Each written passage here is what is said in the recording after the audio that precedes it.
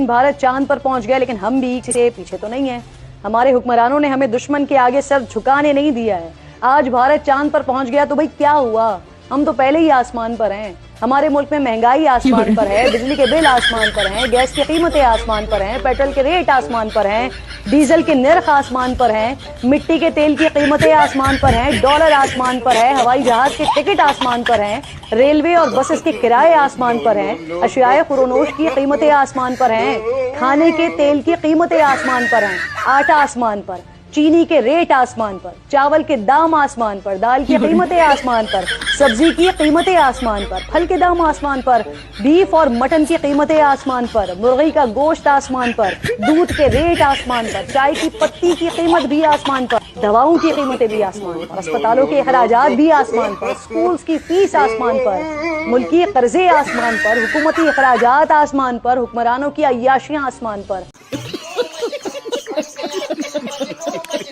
दुनिया में बहुत सारे तरीक़ों से बच्चों को अलग अलग शिक्षाएं दी जाती है। उन शिक्षा संस्थाओं में एक संस्था का नाम है मदरसा। अब आप मदरसा नाम सुन के आपके चेहरे पे स्माइल आ गई है, क्योंकि मदरसे के निकले हुए बच्चों की जब आप बातें सुनते हैं ना, तो आप लोटपोट हो जाते हो, अपने बालों को पकड़ के नोचने लग जाते हो कि आखिर ये बोल क्या रहा है, कर क्या रहा है। चल झूठा। ऐसे आज कुछ पाकिस्तान के मदरसे को बच्चे लेके आए हैं आपके लिए, जो आपका कराएंगे मनोरंजन, और आपको ये भी बताएंगे कि इस्लाम हकीकत में इस्लाम है क्या, क्योंकि हिंदुस्तान में तो शुगर कोटेड इस्लाम बताया जाता है, जबकि रियल इस्लाम यही है। तो बिना देर के चलते पाकिस्तान।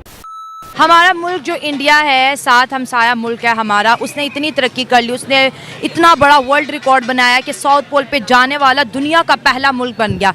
हम ऐसा कुछ काम क्यों नहीं कर पाए? उस्ताद, हम आते थे टैंकी से पानी साफ हो तो टूटियों में पानी साफ आता है। अब हमारे हुक्मरान गंदे हैं, पीछे अवाम ने भी इस तरह गंदी होना है। अच्छा, इसलिए अवाम काम नहीं कर रही जी। अच्छा, एक चीज़ बताओ कि हमारे जो मुल्क के पाकिस्तान के जो साइंटिस्ट हैं या फिर जो हुक्मरान, चलो ले लेते हैं, आपने बात की, वो हमें कहते हैं कि इंडिया से जो है दोस्ती ना करो, उनसे दुश्मनी करो, वो इस्लामिक मुल्क नहीं है। आपको लगता है कि हमें उनकी बात माननी चाहिए? मेरे आका ने फरमा दिया, दुश्मन कोई काफिर किसी का मुसलमान का दोस्त नहीं बन सकता। जब मेरे आका ने फरमा दिया तो वो तो बात हक है। मेरे मालिक ने, मैं जो भी मेरे महबूब ने फरमाया वो बात सच है। जब मेरे मालिक ने फरमा दिया, मेरे महबूब ने, तो कहा कोई हिंदू या कोई काफिर मुसलमान का दोस्त कभी नहीं बन सकता, जितनी देर तक वो काफिर ना हो जाए या हिंदू ना हो जाए। तो आपको भी तबलीग का दर्स दिया जाता है? जी। क्या दर्स दिया जाता है तबलीग का? कुरान के बारे में बताते हैं, कुरान में ये है, कुरान में ये है। अच्छा, कुरान में तो ये भी बताया जाता है कि जो नॉन मुस्लिम है उनके साथ अच्छा सलूक करो, उनके साथ ज्यादती ना करो, उनके साथ जुल्म ना करो। तो फिर हम ये जो काफिर का वर्ड क्या है कि सामने वालों को दुख पहुंचाते हैं, उन्हें तकलीफ पहुंचाते हैं, हेट फैलाते हैं। आपको नहीं लगता कि हमें ऐसे अल्फाज यूज़ नहीं करने चाहिए? ये तब दौर फितने का आ गया ना, कोई अच्छा भी करे उसको भी कहेंगे ये अच्छा कर रहा है, कोई बुरा करेगा उसको कहेंगे आप बुरा कर रहा है। ये फितने का दौर आ गया है। अच्छा, लास्ट पे क्या पैगाम दोगे जो इंडिया ने किया है, इस उनकी इस जीत पे क्या कहोगे? अब पाकिस्तान को होना चाहिए जब नमाज का टाइम हो दुकानें बंद करें। अल्लाह ताला में कुरान फाक में या अय्युहल्लज़ीना आमनू इज़ा नुदिया लिस्सलाति मिन यौमिल जुमुअति फस्अउ इला ज़िक्रिल्लाह, ईमान वालों जब अज़ान जुमा हो जाए तो फिर दौड़ो जुमे की तरफ। फिर कोई भी काम करो वो हराम है। जब नमाज का टाइम हो जाए फिर चलो मस्जिदों में। अच्छा, बच्चों से मैंने इंडिया और साइंस के रिलेटेड पूछा, लेकिन उन्होंने कहा है कि चांद पे जाना हराम है, क्योंकि कारी साहब कहते हैं कि चांद पे नहीं जाना चाहिए। अल्लाह की बनाई हुई चीज़ों में जो है इंसान को जो है रद्दोबदल नहीं करना चाहिए। लेकिन मदरसे में आपको पता है ऐसी ही तालीम दी जाती है, और बच्चे जो अपने उस्ताद से सीखते हैं वही आगे जो है डिलीवर करते हैं। अनफॉर्चुनेटली ज़्यादातर जो हेट है वो मदरसों से फैलता है, मुसलमान काफिर करके छोटे छोटे बच्चों को रेडिकलाइज कर दिया जाता है। लेकिन हमारी भरपूर कोशिश है कि पाकिस्तान की तरफ से पूरी दुनिया को एक अमन और एक मोहब्बत का पैगाम जाए। सबसे पहले ये बताएं, क्या पढ़ते हैं, क्या कर रहे हैं? मैं दरस निज़ामी का स्टूडेंट हूँ और मैं 5वीं साल में, और जामिअतुल मदीना से मैं पढ़ रहा हूँ, और तकरीबन 5 साल हो चुके हैं मुझे। इंशाल्लाह 3 साल में इंशाल्लाह मैं जो है ये कोर्स मुकम्मल हो जाएगा। कोर्स मुकम्मल करके क्या बनोगे? इंशाल्लाह वैसे तो मेरा ISI के अंदर जाने का बहुत शौक है। अच्छा। इंटेलिजेंस को मैं बहुत ज़्यादा लाइक करता हूँ, तो यही शौक है कि बड़े होकर इंटेलिजेंस बनना है इंशाल्लाह। तो ज़मीन भी तो मालिक ने बनाई है, फिर ज़मीन पे हम क्यों रहे? तो मेरे मालिक ने रहने के लिए बनाई है। हाँ। और चाँद मेरे मालिक ने बनाया। चाँद सुबह से जाता है, शाम को नीचे आता है, इस वजह से चाँद पे नहीं जाना चाहिए। ज़मीन तो मेरे मालिक ने रहने के लिए बनाई हुई है, इस वजह से। तो चाँद भी तो मालिक ने हमारे लिए बनाया हुआ है ना? वो तो रोशनी के लिए बनाया मेरे मालिक ने, महबूब की वजह से। अब जैसे इंडिया गया है, वो चांद के ऊपर उतरा है, वो कह रहे हैं कि इसके अंदर से कीमती मेटल्स हैं, इसके अंदर से पानी है, यहाँ से चीज़ें जो हैं हम जो है यहाँ पे बेस बना सकते हैं, ये ज़मीन वालों के कोई काम आएगी, तो क्या वो गलत कर रहे हैं, उन्हें गुनाह मिलेगा? इंडिया कौन सा इस्लाम के मुताबिक काम करता है? इंडिया कोई नहीं इस्लाम के मुताबिक काम करता, वो तो मुसलमानों का बेड़ा गर्क करना चाहते हैं। वो कैसे? वो बेड़ा गर्क करना चाहते हैं। वो कहते हैं इस मुल्क में इस्लाम आ गया तो ये सलाउद्दीन यूबिया से बातें करेंगे, कुरान की बातें करेंगे। वो इस मुल्क को कुरान को ख़त्म करने चाहते हैं। आजकल हमारे हुक्मरान इस तरह के हैं, वो कुरान को कहते हैं यहाँ से कुरान का नाम ही ना ले। वो तो सिर्फ ये मुसलमान है जो कुरान कहते हैं, इस वजह से कुरान का नाम लिया जा रहा है, वरना वो तो कुरान को यहाँ से ख़त्म कर दें। अच्छा, इंडिया में आपको पता है कि मुसलमान रहते हैं या नहीं रहते? जी रहते हैं। कितने रहते हैं, कोई आइडिया है? गालबन लाख से ऊपर ही हैं। लाख नहीं, पाकिस्तान की पूरी आबादी 22 करोड़ है और इंडिया के अंदर 27 करोड़ मुसलमान रहते हैं। अगर इंडिया इस्लाम ख़त्म करना चाहता तो इतने मुसलमान वहाँ पर कैसे होते? तो वो जब जो जाते हैं वो आते तो नहीं ना वापस, जो जा रहे हैं बस वही जा रहे हैं, आते तो नहीं ना वापस। कौन जा रहा है और कौन नहीं आ रहा? अवाम जा रही है। पाकिस्तान से लोग इंडिया जा रहे हैं? जी नहीं, इंडिया के अंदर पार्टीशन जब हुई, जब मुल्क बने, वो आपको बताया मदरसे में कभी पढ़ाया है कि इंडिया पाकिस्तान कैसे बने? वो हमें कुरान के बारे में बताते हैं सर। अच्छा, कुरान ज़मीन के बारे में क्या कहता है? ज़मीन फ्लैट है या गोल है? ज़मीन गोल है, फ्लैट भी है। फ्लैट है कि गोल है? एक चीज़ बताओ। फ्लैट। देखिए, बच्चे ये कह रहे हैं कि जो नॉन मुस्लिम हैं उनको पहले काफिर को, उसके बाद हिंदू को, सिख को, ईसाई को। लेकिन बच्चों, मैं आपको ये बताती हूँ, अगर हम किसी से मोहब्बत करें, किसी को रिस्पेक्ट दें, तो बदले में वो भी रिस्पेक्ट देगा। अगर हम किसी को काफिर कहेंगे तो वो भी हमें बुरे अल्फाजों से याद करें, क्योंकि ये एक बुरा लफ्ज़ है। बुरा, अगर मैं आपको किसी बुरे नाम से पुकारूँ, आपको बुरा लगेगा, आप रिएक्ट करोगे, तो अच्छा नहीं कि हमारे इस्लामी मदरसे लोगों को अमन का, मोहब्बत का पैगाम दे बनिस्बत हिंदू काफिर करने के। जी, ऐसे यही पैगाम दिया जाता है हिंदू काफिर करने का। वैसे भी नहीं, ये हमने जो आपको बताया ना कि उनको काफिर कहेंगे, ये अपने समझने के लिए। अच्छा, कहते नहीं हो आप? कहते यही है, जो उनका फ़िरका है कि ये वो कहते हैं कि हम यहूदी हैं, तो उनको यहूदियों से जाना जाता है। ठीक है, आपको बताया कि 2 टर्म है, एक मुस्लिम है, एक नॉन मुस्लिम को काफिर कहते हैं। जैसे नॉन मुस्लिम कहते हैं, इसी तरह। लेकिन आप मुंह पे नहीं बोलोगे उन्हें। नहीं, मुँह पे क्यों बोले? हिंदू को हिंदू ही बोलोगे। जाहिर बात है, जब हिंदू है ही काफिर, पता है हमें काफिर है तो हिंदू ही है। ठीक है। ठीक है दोस्तों, मैं आपको ये बताऊं कि बच्चों को ये बताया गया है कि जो अल्लाह को नहीं मानता वो काफिर है। हम जो ये चीज़ों को बेहतर करने की कोशिश कर रहे हैं कि सामने वाले के ऊपर अच्छे तासुरात, एज अ मुस्लिम हमारे अच्छे तासुर। अगर हम हिंदू को हिंदू बोलेंगे, सनातनी को सनातनी, सिख को सिख बोलेंगे, तो इससे वो कभी दुख ही नहीं होगा, इससे वो नाराज़ नहीं होगा। लेकिन जब हम कहते हैं तुम काफिर हो, तो ये चीज़ें उनको नाराज़ कर दिया। तो हमें पूरी दुनिया को अमन और मोहब्बत का पैगाम देना, नफरत का नहीं देना। जी, अमन और मोहब्बत का पैगाम देना चाहिए इस्लाम के दायरे में रहते हुए। ठीक है, जिस हद तक हो सके, जिस हद तक आप, जैसे इस्लामी रियासत है ये पाकिस्तान, ठीक है, जितना प्रोटेक्ट उनको कर सकते हैं। जैसे कि अभी जड़ावाला में वाक़या हुआ, ठीक है, गलत हुआ, लेकिन उससे पहले भी उन्होंने, सुनने में ये आया, देखा भी गया कि उन्होंने भी माअज़ल्लाह कुरान पाक की गुस्ताखी और आका अलैहिस्सलाम की माअज़ल्लाह उनके बारे में अल्फाज लिखकर चार्ट वगैरह पे रखे थे।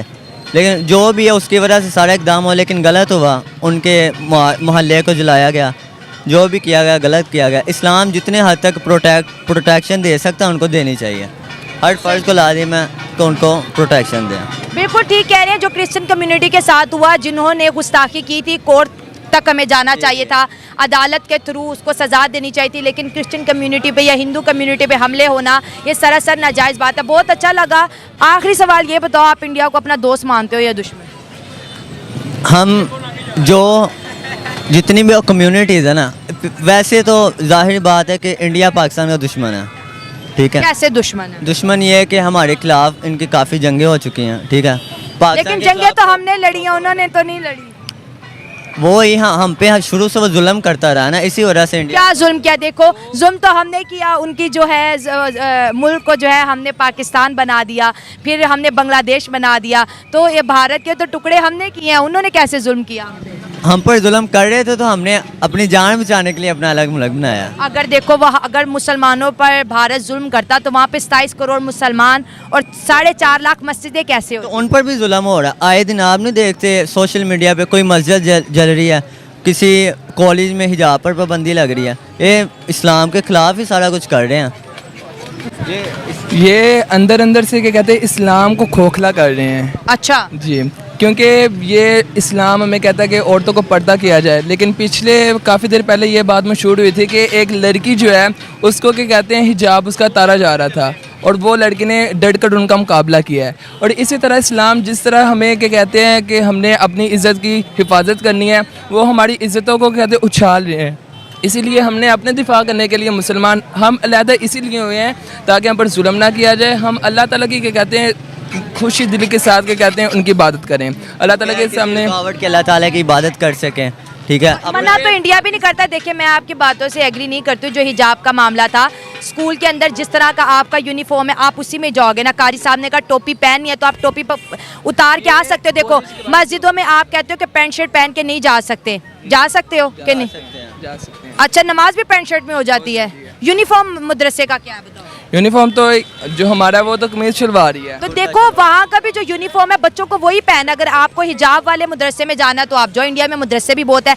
वो मुस्कान का तो मामला ही हो रहा है, अनफॉर्चुनेटली आपको गलत तरीके से बताया गया है। लेकिन मैं मुस्कान का तो ये कह रहा है, लेकिन वैसे भी बाज़ कॉलेजेस ऐसे हैं उधर और बाज़ कम्युनिटीज़ को आज़ादी से इस्लाम का इजहार करने भी नहीं देते।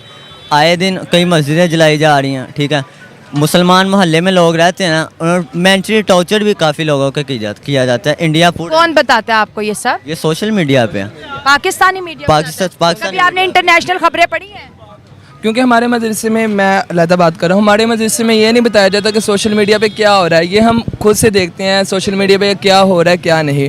क्योंकि हमें सिर्फ मदरसे में यही पढ़ाया जाता है कि हमने क्या कहते हैं अपने अहकामात जो हैं वो सीखने हैं और लोगों की इस्लाह करनी है। तो बेटा मैं आपको एक चीज़ बताती हूँ। देखो मैंने आपसे बात की, मदरसे में जो आपको बताया जाता है ना, उसमें से कुछ बातें तो ठीक है कि मोहब्बत का पैगाम दो, सब एक जैसे हैं, इंसानियत की बात करो। लेकिन कुछ चीज़ें आपको जो है ना वो एक्सट्रीमिज़म की तरफ लेके जाती है। जैसे काफिर कहो, इससे नफ़रत फैलेगी। जैसे आपने कहा वहाँ पे मुसलमानों पे जुल्म हो रहा है, तो मैं रोज़ प्रोग्राम करती हूँ। देखो मैं पाकिस्तान में सोशल मीडिया में कोई चीज़ छुपी हुई है बताओ? कुछ भी नहीं छुपा हुआ। नहीं छुपा हुआ ना। अगर मैं झूठ बोलूँगी तो मैं एक्सपोज हो जाऊँगी ना जी।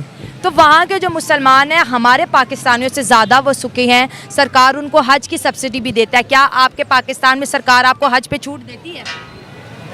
नहीं देती ना। देती थी। अब देखो इंडिया में अगर कोई मुसलमान हज करने जाता है ना तो सरकार उसके कुछ पैसे खुद भरती है। वहाँ पे मस्जिदें हैं, वहाँ के जो मुसलमान हैं हर फील्ड में काम कर रहे हैं, अमीर हैं, कारोबारी हैं, मदरसे वहाँ पे इतने ज़्यादा, मस्जिदें इतनी ज़्यादा है, इमाम इतने ज़्यादा है, वहाँ पे महफिलें होती हैं, मिलाद होते हैं, जुलूस निकाले जाते हैं, रबीउल अव्वल मनाया जाता है। तो इंडिया में ऐसा कुछ भी नहीं होता, हमें सिर्फ झूठ बताया जाता है। ये तो नेशनल वाइज हमारे बच्चों के, हम सबके जहनों में डाला गया ना कि ये किया आपने सही बात। असल ये है, ये ना कि मदरसे में बताया जाता है, ये पूरे कौम का मसला है, नेशनल वाइज हमारे सब बच्चों नेशन वाइज है। जी। और पूरा वीडियो देखने के बाद में आपको क्या लगता है कि जाहिल ये ज़िंदगी में इस संसार को कुछ दे सकते हैं? इनसे आप मानवता की उम्मीद कर सकते हैं? मुझे तो नहीं लगता इन लोगों से कभी मानवता की उम्मीद भी की जा सकती है, क्योंकि चलते फिरते सुसाइड बम्पर ही है। फुल रेडिकलाइज बच्चे, फुल रेडिकलाइज, जाने कहाँ फट जाएंगे। पाकिस्तान की 98% आवाम फुल रेडिकलाइज है, कुछ 1-2% को छोड़ दे तो। आप लोग अपना ख्याल रखें। आपका भाई आपके लिए पाकिस्तान से रिलेटेड वीडियो लाता रहता है। जय हिंद, वंदे मातरम, जय श्री राम, जय श्री राम, जय श्री राम।